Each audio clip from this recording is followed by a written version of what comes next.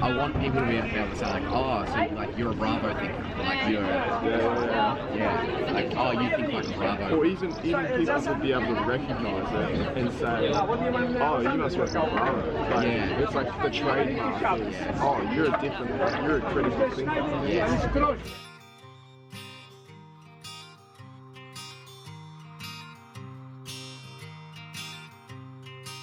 I've always found travel to be an eye-opening experience.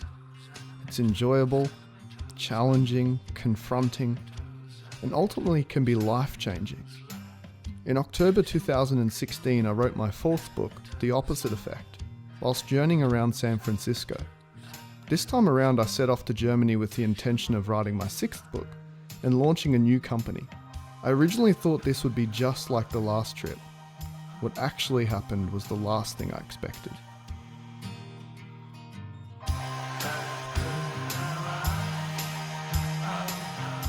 So, the name is the most important part, isn't it? So I'm Steve Clayton. Darcy J. Smythe. I am an author, speaker, family man, and run a bunch of businesses that take me all over the place. And someone who is deeply obsessed with human psychology, how we make decisions and why we do what we do. I met Darcy It sounds like a dating site, doesn't it? Steve and I met 3 years ago. It is a dating site, Steve. And I met him at an event put on by Glenn Azar. And Steve was invited along by Glenn, and he came and sat at the back of the room and listened to what I had to say, listened to what I had to teach.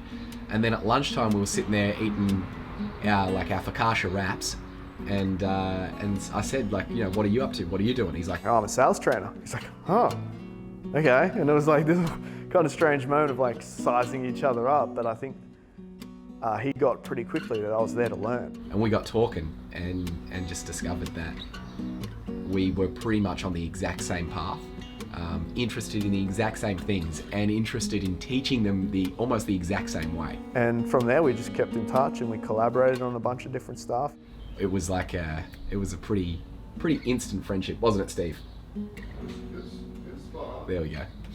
Spot on, he says. In early July 2018, I decided to head overseas to broaden my mind and influence my new book, The Project Principle, a publication that would serve as the backbone for our new company, Bravo. The Project Principle is a guideline for ensuring that businesses can survive in today's ever-changing sales landscape. It's built on 3 core principles. 1. How well do you know yourself, your DNA, and the company's DNA that you serve? 2. Can you use the knowledge from the past? And 3. Can you predict the future? Darcy and I decided to head to Germany to explore these 3 questions together. We'll either get to the end of it and go, wow, we created something really special, or we'll get to the end of it and go, what the hell did we just do? Yeah.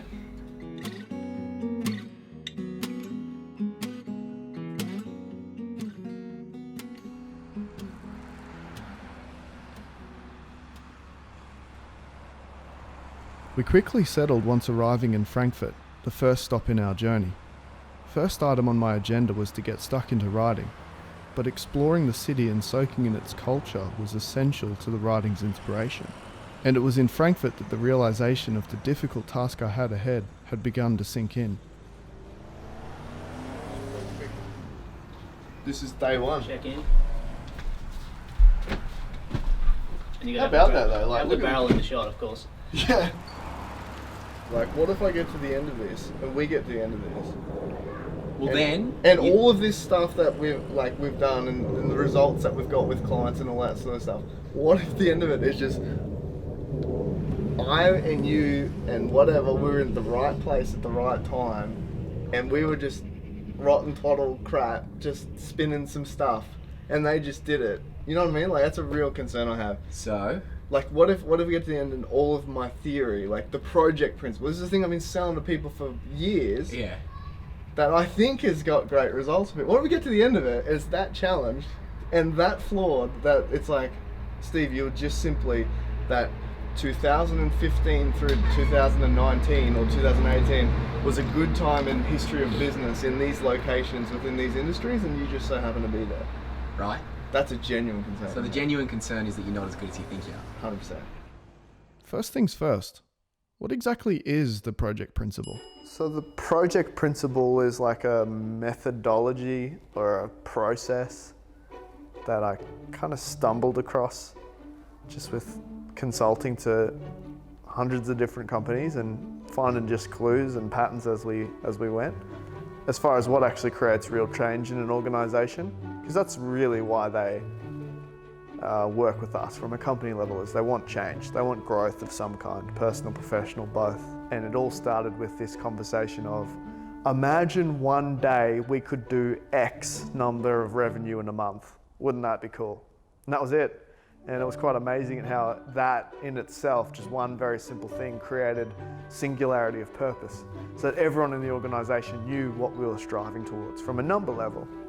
But then it developed into those three core areas that I'm curious about in writing and filming. And that is, I believe people can grow exponentially when they get three things right. Number one, they know themselves really well. There's huge levels of self-awareness and they understand what makes them tick.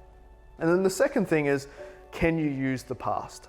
And so it's by understanding that some things never change, really can lead to the biggest growth and give you the biggest clues, and looking at the foundation level, like what will never change. And number three, do you have the ability to predict the future? That's the key. If you don't know where you're going, if you cannot predict the future, you're stuffed, like really stuffed. And you become one of those people that become irrelevant. You're like, I don't know what's going on. I know it's not working, but I don't know why. So how does the project principle impact my personal life and business? Well, part one, I felt like I had a good understanding of myself. I'd spent years training others, so it makes sense that I'd have a good understanding of my own mind. Germany ultimately proved me wrong here. Part two, I wanted to explore more of my past. I could trace my heritage back to my fifth great-grandfather, Johann Dickvis, who had lived in the small town of Brandenburg. Visiting this town was a big part of the reason I had wanted to travel to Germany in the first place.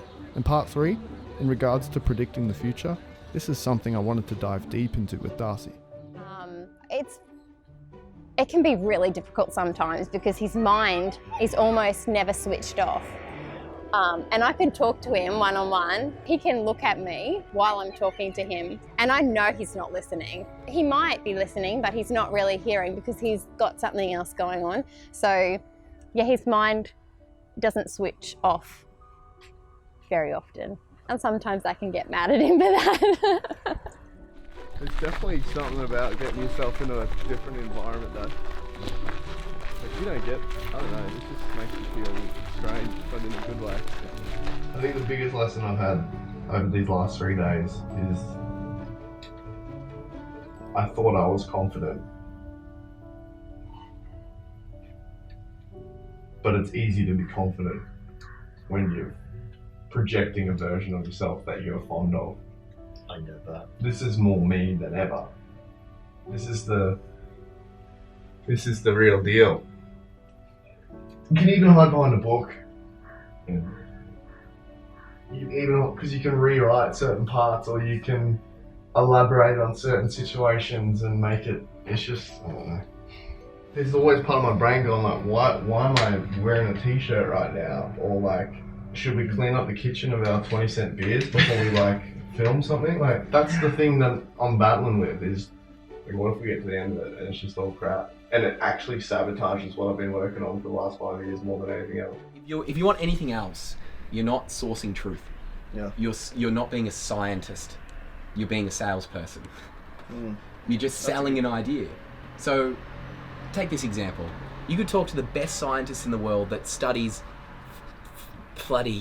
they study how corn interacts with the atmosphere when it's growing, and they do that for 80 years, and they have a hypothesis, right? They have this hypothesis that when the atmosphere does this, the corn will do that. And they study it for 80 years, and they find out their hypothesis was wrong. The best scientists will go, when asked, was that a waste of your time? They'll go, no, that was the best use of my time possible on this earth, because I'm a sourcer of truth, not I need my hypothesis to be correct, go me. I found a way that it didn't work, so now I leave my time on this earth, and the next scientist comes along and finds the next truth, knowing not to look what I looked for, because it's not true.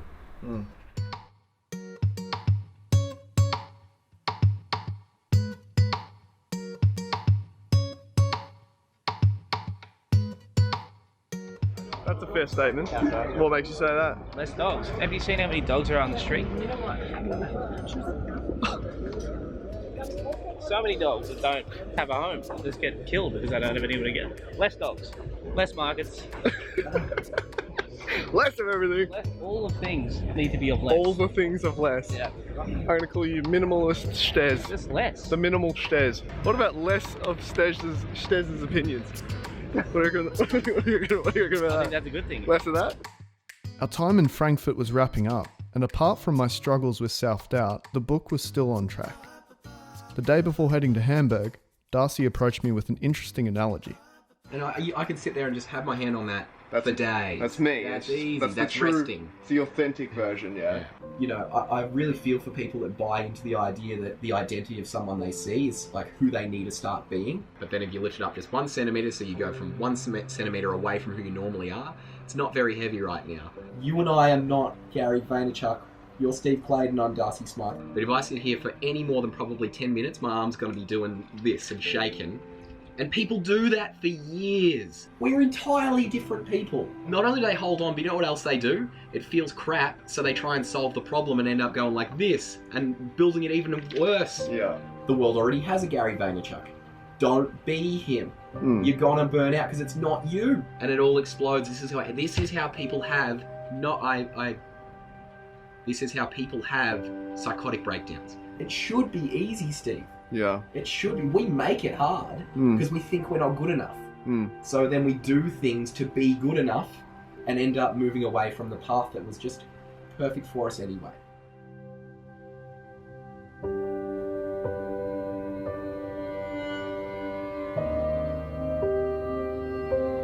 Was that the source of my stress and self-doubt?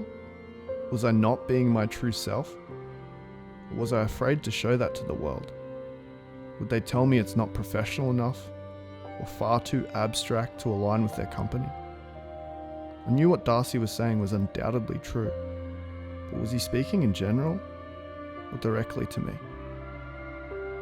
But I never thought it'd go this way, Steve. No.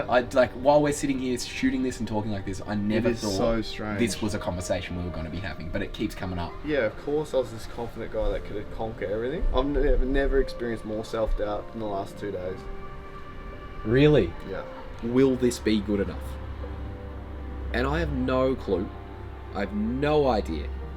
All I know is that it's worth finding out. It's worth pursuing. Worth pursuing. And if it's worth pursuing, we'll always do our best. And if our best is not good enough, then there's nothing to complain about. At the best, we did our best. It wasn't good enough. We'll do better again next time. Simply not good enough yet. Simply not good enough yet. If you're okay with facing the deepest, highest insecurities, fears, whatever, Yeah. just makes you a more rounded human being. Totally. That's all it is at the end of the day, isn't it? Yep. Human beings. Hanging out with other human beings.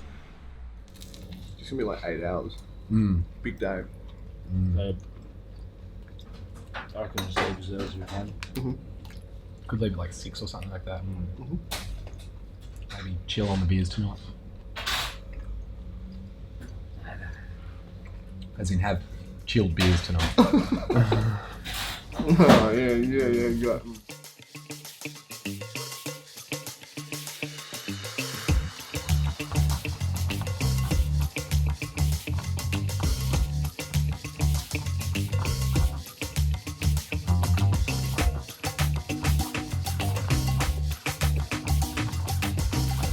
My first new car. Congratulations. My very first new car. When's the last time you've driven, Das? Last time I drove was in America, and I didn't do very well. Oh, I'm terrified. Crazy. How's that feel, Das? You up? That's the funnest thing I've ever You are punching.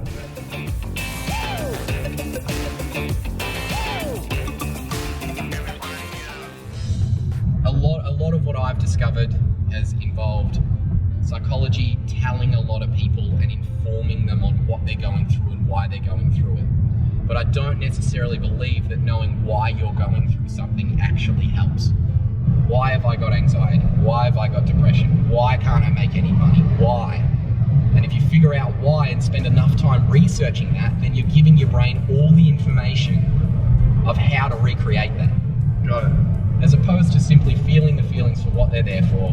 That's the main premise, I believe, of being a human being, is experiencing your emotions, the ups, the downs, all of it, processing it, and then moving on to like the next emotion to feel, as opposed to trying to figure it all out. Think about it. Without the negative, you can't have the positive, right? Yeah. If you're never going to feel negative, you don't deserve the positive. Beautiful, mate. Thank you. Thank you. The boys are happy. The boys are really happy. You've done well there, lad. Cheers. Cheers. I think we should try and make this thing go 230 kilometers an hour. I think you're right. Can we do 230?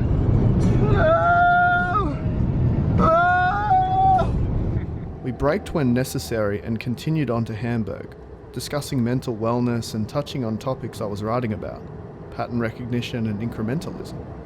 Upon arriving, we experienced some trouble returning our hire car to the right place. So, second guy, way more helpful, explained that we need to put a 1 hour parking ticket in there, which we did an hour ago, so it's probably expired already.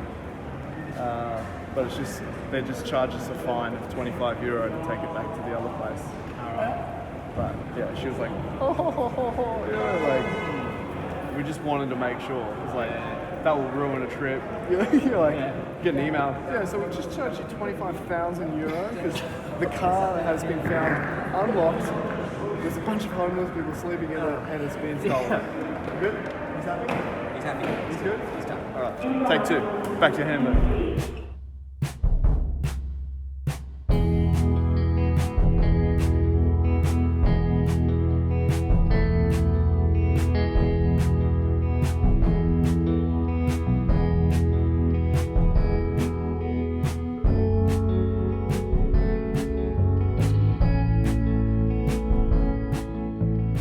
I'm so gutted. Look.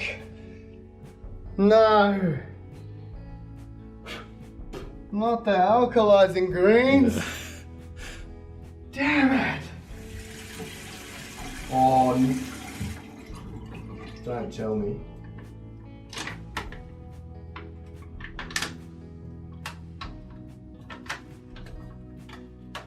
Now I've got water in the thing. You said you wanted drama for this thing. This is not the kind of drama at all. Today has been the craziest day. Everything seemed to be going well. Mostly. I believed I was past my worries and ready to take the next step into further business strategies. Hamburg caught me completely off guard.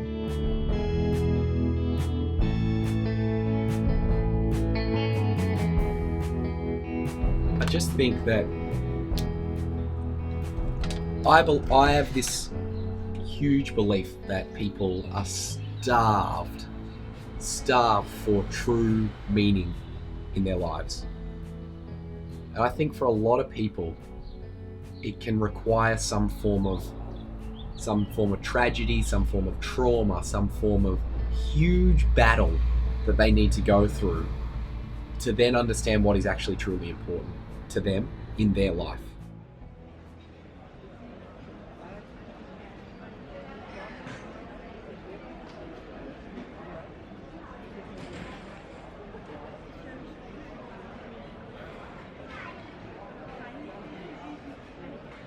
We've been talking about this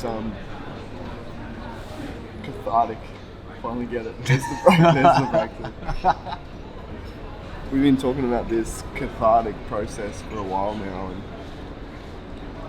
we're talking about the first principle, self-awareness. And I started writing this thing for people to do, to write for 30 days. And part of me was like, yeah, this will work. It sounds really good.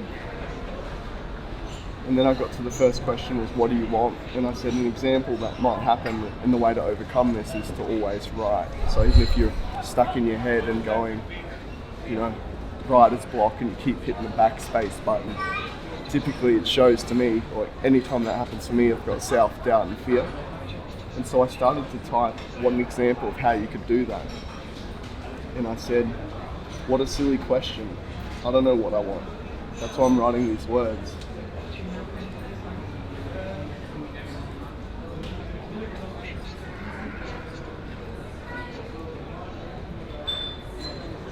Am I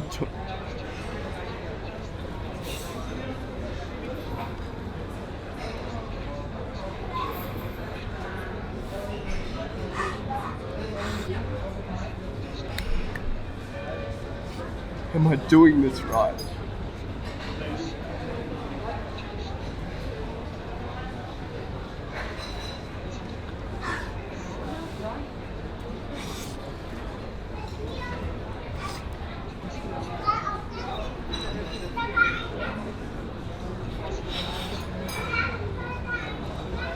That's what I've always been most afraid of. Am I doing this right? And it just all came out of me. And I suppose I got to this moment of, I could have easily put it into this book to make myself look really good, but maybe this whole experience is just to get me to write those words.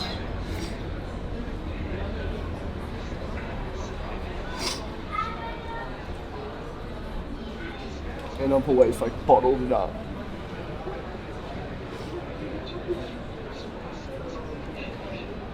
And be good at putting on a face. I don't cry, I never cry.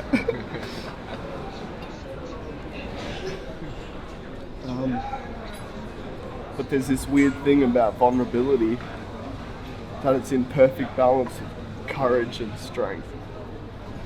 And the very thing I'm most afraid of is these random people looking at this dude with a video camera of a fully grown man bawling his eyes out. But I don't give a stuff. They all wish they could probably do this too. And maybe they need to just write and get stuff out of it. Because it makes you feel human. And that's what all of us are. We've all got vulnerabilities, we're all human. But we're all good at putting a face on. Particularly in a place like Hamburg. They're perfect dogs and they're nice coats. They're just freaking out the same as me. So anyway, this was the last thing I expected to happen today. But it's probably the perfect thing to happen. Feels good. Feels really good. It's weird that we're all going through our own stuff. Maybe this whole thing has nothing to do with the project principle. It just has everything to do with us going through our own stuff. And my hope is that people watching this, reading this, seeing this, get to experience this. It's all worth it.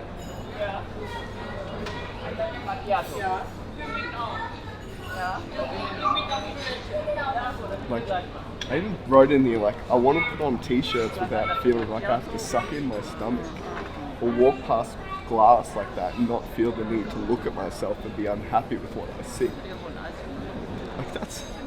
Why is that in a business book? Part of my brain's going, that has nothing to do with anything, but maybe it has everything to do with everything. Yeah. Feels good. Maybe to some of you, the event you just witnessed seems trivial. There's likely a number of watchers who have no trouble expressing their emotions. Let me tell you, you are the lucky ones. But for myself, I had just joined you. I'd turned the key and opened the door into a brand new world. Yeah. I miss my girls. I miss my girls so much. I just wish I could just hug them. I just know they're going to get a better dad from this. Because I don't feel like I need to be this person. That makes me happy. So, I'm doing that. I'm going to be a better dad, I'm going to be a better husband, a better business partner, a better consultant. Knowing that I can feel what I need to feel and not be afraid of it or scared of that happening. It's so interesting, like that piece of writing where it's turned into a morphing of this is a potential example of how you get over writer's block to like, oh, hang on a sec, this is for me. The first words, am I doing this right? Like, I was like, crap, that's always been the thing that makes me model things up. This is the right way of doing it. I love to be right. When it just is, like, it's just a process. Like, I don't know, it's just, you can't put it into words what it actually is. But like, putting less stress on yourself to do things right. Like, even this documentary, like, are we doing this right? Like, it's so completely beside the point of what it actually is. It will just be. It is what it is. And it works. And it's great. So, I don't know, I feel a lot less pressure. And even, like, super excited for Bravo, not knowing that it needs to be right. It just is. Knowing that we'll always be taken care of. We're fine. Cheers to that. In retrospect, I could easily say that moment was the defining moment of our journey. My writing flowed freely from that point on. The first pillar of the project principle was effectively applied to my life. Soon after, I'd be able to touch on my past when we reached Brandenburg, and the future predicting concepts I discussed with Darcy from this point on blew both our minds. Our small group continued to explore Hamburg during our short stay, but it was only now that I could truly appreciate it. It's the little things that make all the difference.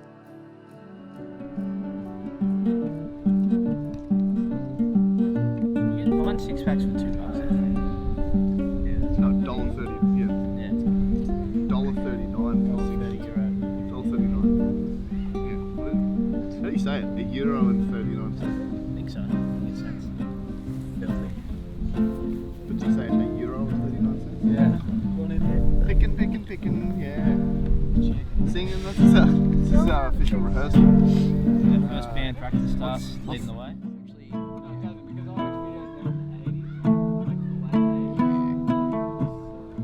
And that's kind of like the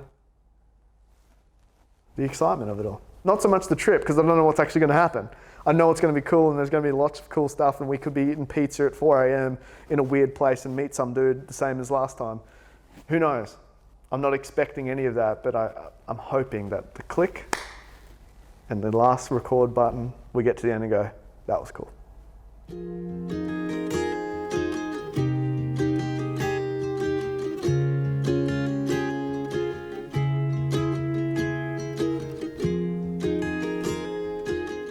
Hamburg's been awesome. Really love it here, and obviously had some pretty interesting experience here as well. So that's something I've really enjoyed, and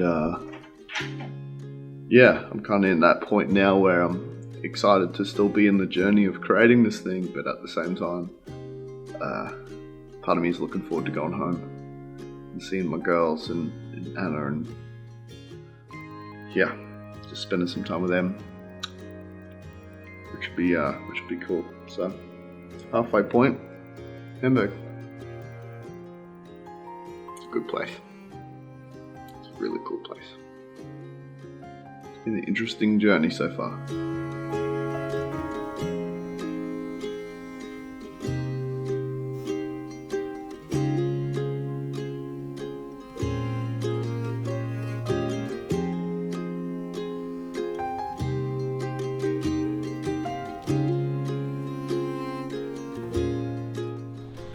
Can't you get take him to a place that they belong. E-balloon. Well, we're gonna get deep here, real. Go ahead. So, Well, I totally think that people walk around with a void that they try and fill. yeah, name one person that doesn't. Everyone's got a void that they're trying to fill. Yeah. Something they're trying to prove, a void they're trying to fill, a problem they're trying to solve.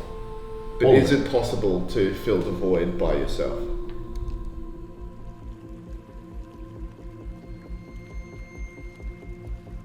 It's human nature. It's what gets us up in the morning. This is what I think I've discovered a lot of over like the last, I would say 3 months in particular, is that I used to think that I didn't want any problems. Like I thought that was the aim, have as little amount of problems as possible and solve problems when they come up. And then the problem becomes you've got no problem, and then you're bored. And you're bored, right? And then so like that becomes the whole idea becomes, well, don't seek to have no problems. Seek to have problems that are worth solving. That's what it means to be human, isn't it? Like you're born, you aim to fill an abyss that can never be filled, and then you die. And filling that abyss is like the point of life. That's it. If there was no abyss to fill, no void to fill, you wouldn't do anything. I reckon I've had more deep conversations in the last 9 days than I've probably had in the last 9 years. Sure. Like really like brain stretching, like mind twisting conversations, which feel great. Like they feel awesome. But why do you think it is so many companies like almost only ever play at the surface? Like what if this type of weird, deep conversation, mind twisting conversation is what every company actually needs to work out what purpose it like is? I don't know. My whole brain's into a weird fuzz. And like I'm feeling a lot more carefree. Because now you're facing an abyss, right? And it's probably the most alive you've felt in quite a while. But if we make this practical, it's been the questions that we've been asking throughout our writing and these conversations that we've been having have all been about uncovering the hidden. Like lifting up the rock you never ever wanted anyone to lift up. Like what's the thing you're not telling yourself? It's always it's the toughest questions to answer because they send you into the abyss. But that's where all the cool stuff happens. And doing that, you have to jump into the water with no land. That's where you'll find the answer. Because it's not just going to come to you easily. It's not like, I want to know this thing about myself. I'll just Google it. Oh, that's that. Great. And I'm sorted. You got to earn it. You got to earn it. We'd mentally reached the end of our journey and accomplished something far greater than we could have ever anticipated. During my final day in Germany, I set my sights on completing a personal quest that tied into the second pillar of the project principle. I wanted to journey to Brandenburg and spend time in the town that my 5th great-grandfather, Johann Dickfuss, had lived in. I've come to learn that there's a lot you can discover about yourself and business by looking into the past.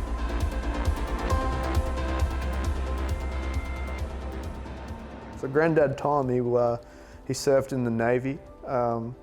He was a torpedo's right-hand man, and it was quite rare. We'd done a bit of research on him. He was awarded the Pacific Star and the Atlantic Star World War II, which is quite rare, meaning he was on quite an active boat. I was traveling around a destroyer, and he survived the war. And I'm sure he left with a perforated eardrum because his eardrum exploded one time. That would have been caught in some crossfire. He was underneath one of those big guns, and so Mum remembers going to the beach and he used to have to buy a pack of chewing gum and he'd chew on it and stick it in his ear before he went for a swim. It's funny. But I don't know anything really about him other than a couple of dozen photos that Mum and Dad still have. When he left back into civilian life, he became a salesperson. And I always thought I was a bit of a black sheep in my family. My family's full of academics. They're all kind of got red hair. They look different to me. Me on this entrepreneurial business thing is quite different. My cheekiness is different. I've always felt I was different in my family. And it wasn't until I started to explore Granddad Tom and I'm like, man, I look like the guy. And Mum says my sense of humor is very similar and the way that we do things is very similar, and it's this weird type of connection. But he was unfortunately king hit when my mum was 18. He lived in Rockhampton, and a guy was siphoning fuel out of his car, and he went out to go, hey, what the heck are you doing? And this guy king hit Granddad Tom, and unfortunately a short time after that he passed away. My mum was 18 and that was that. And the way that my family dealt with that, particularly my grandma, and was, okay, you know, be strong, move on. And so they never really spoke about him, and I never really knew who he was until I got curious. And maybe I just didn't ask enough questions, but nothing was really said until I started getting curious. And that was the moment that everything changed.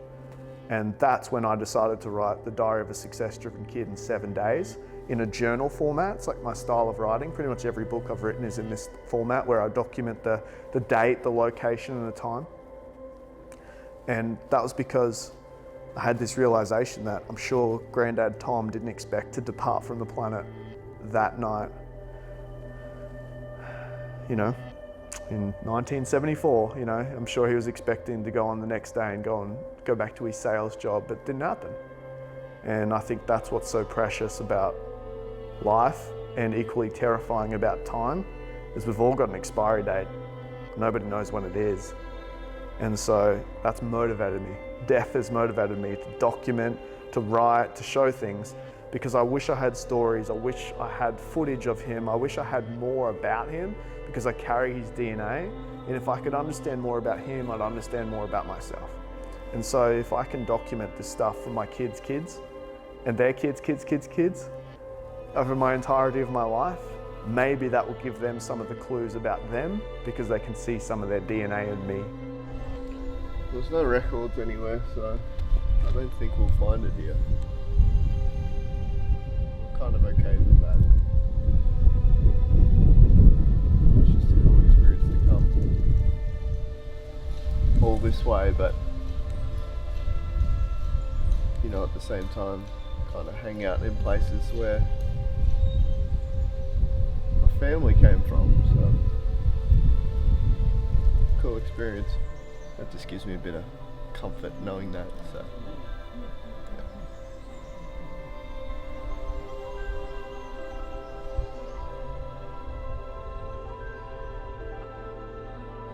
Oh, big 2 weeks. I think we're both just getting to the end and being like, Yeah. wow. Lesson number 1 has been catharsis. Like, continually finding ways to process the emotions and the thoughts and the pressure that can come with doing whatever work you're doing. Because if you allow it to build up, it builds up. And it has to come out some way. So you can either be strategic and conscious about letting it out some way, or you can leave it up to chance and have it spill out in all these, you know, wacky and weird emotions and experiences. That's the actual coolest thing. Yeah. It's just like denying emotion, denying feelings, denying anything and going, no, this is the way it has to be. Yeah. I've never felt freer from the process of just emotion and being okay with that. Nice. And it is what it is, and that's been such a cool experience. There's been so much video stuff that we've both done, and there's always part of you that goes like, yeah, that was close to who I am, or that was close to what it was actually like to be there, or that vlog was, yeah, it was pretty accurate, but this was by far the most natural something's been. So yeah, it's been a cool journey, man.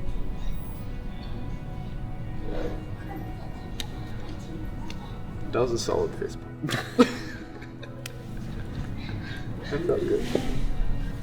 This is the most unnatural fist bump.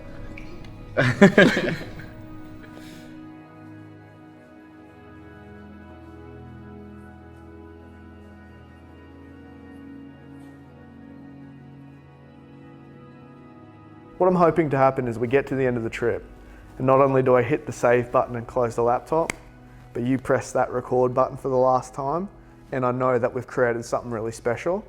That's a time capsule that lives on way longer than us. Here it is, the moment I've been anticipating. The same as the very start of this project. I'm feeling overwhelmed with joy and sadness that this has to come to an end. It's been one incredible life-changing experience. I want to leave you with my final thoughts. Let me tell you that it's okay to feel. Feeling is a necessary part of being human. Don't suppress it. It's okay to cry. It's okay to surrender. It's okay to trust. It's okay to let go. It's okay to tell others that you love them. It's okay to be loved. Never miss an opportunity because of fear. Dance in front of strangers. Don't take the little things for granted. Pat the random dog that walks past you on the sidewalk. Appreciate the child crying on the bus. Appreciate life for all its ups and downs. Take the time to look for clues. They are in fact everywhere. Take the time to look for patterns and create your own patterns. Look backwards in time to find out what the future holds. History repeats itself over and over again. Life is but a blip, here for a moment and then gone. Don't take that lightly. Do the things you love. Share love with other people and don't be afraid to hug. Don't be afraid to share a real moment with someone you don't actually know that well. Appreciate home. It's a beautiful place that you'll wish for when you're not there. Travel when you can. It expands your mind and makes you realize that it's all the same. Tell your partner that you love them dearly, that they are your world, that they make life worth living. Share your secrets with them. Be excited to tell them all that you've done and return the favor with an ear that is eager to listen. And when it all comes to a close and you look back on life, don't live with regret. Instead, enjoy that moment with a sip of your favorite drink with your favorite people around you. Everything will be okay in the end. And if it's not okay, it's just not the end yet.